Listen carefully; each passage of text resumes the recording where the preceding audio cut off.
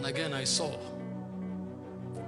And I saw that the one that was cast as profane from the mountain of God had developed another strategy. And I was troubled in my spirit. I said, why does the devil always have a way of countering so many things God does in order to have a harvest? What form of intelligence is this? How is it possible? And he said the wisdom of the devil would have counted for nothing if men were yielded to God. So the power is not in the intelligence of darkness. It is in the disloyalty, the rebellion of the sons of light. And I saw the machinations of darkness. And I saw what I term as mutation. Mutation. I said, what form of intelligence is this? I saw a man prophesying with power and preaching against immorality. And the next step, the same man is committing immorality. I now said, this is against the law of the spirit. Light and darkness cannot cohabit. What form of wisdom is this? So the devil is not fighting the man who is hungry for God. The devil just wants to create an occasion where the man can add darkness to light. And he calls it mutation. And that is the first that will disqualify the army of God. Because you are neither hot nor cold, I will spit you out of my mouth. So it is not even the devil that will disqualify you. God will reject you. Because you are a combination of light and darkness. The first healing tonight will begin from the soul. Because it's corruption. That he quoted the scripture. I say, in the land of Zabulon, in the land of Naphtali, by the way of the sea beyond Jordan, Galilee of the Gentile, the people that sat in darkness. That's what it means. More than 80% of the young preachers are compromised. We know what to do to move fire. And we also know how to perfect secrets that are detestable before the Holy One of Israel. Mutation.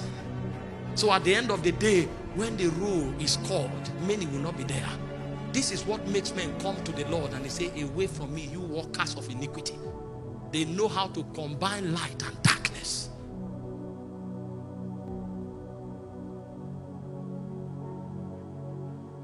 And I looked again and I saw another mystery. He called it dislocation. So men who have embellished ambition, he allowed them with their hunger and they pressed until suddenly I saw evangelists becoming politicians. And I saw intercessors becoming evangelists. And I saw apostles becoming merchants. And I said, what is this? He said, so that men will run in a track that God did not design for them. And if you are in the wrong direction, speed is not an advantage. So you will run and finish first. But when you run, they will tell you this is not your track. You have built strength, you have built stamina, but you ran on the wrong track. You didn't participate in the race. When you come, they'll say, where are you from? Who are you? Media is supposed to be a tool of advancing kingdom, but it has become a tool of disqualifying many. Because many are called into ministry by Facebook. It's about like and followership. But no man can isolate the counsel of God. There's no testimony. We are quoting men, quoting their rhymes. A man can score your message, but he doesn't have the life that the message communicates. Darkness. I said, why did the fathers get it right? He said, because they only did what God told them.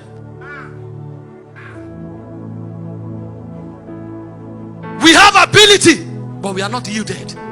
How did they succeed? They were comfortable with what God told them. So a man is comfortable if he's not known all his life.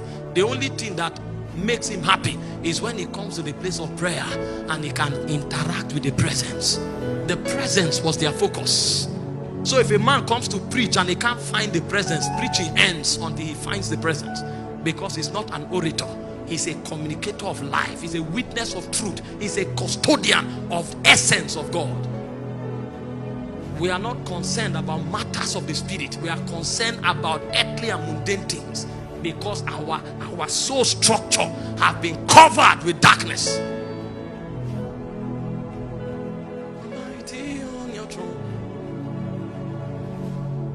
Yet again, I saw another dark mystery in the spirit, and it's distraction. It's not a sin. Everybody prides himself to claim to be holy, but there is something that depletes our energy. It's called distraction. So the guy prays in tongues for 4 hours. He diffuses it in 10 minutes. And then he follows a cycle. He takes 1 step forward, he takes 3 steps backward. He takes 1 step forward, he takes 3 steps backward. By the time he runs for 1 year, he is many miles behind where he started from. And then he thinks he's running, but he's actually going through a cycle that takes him backward. So by the time we become old, we'll realize that we didn't make progress.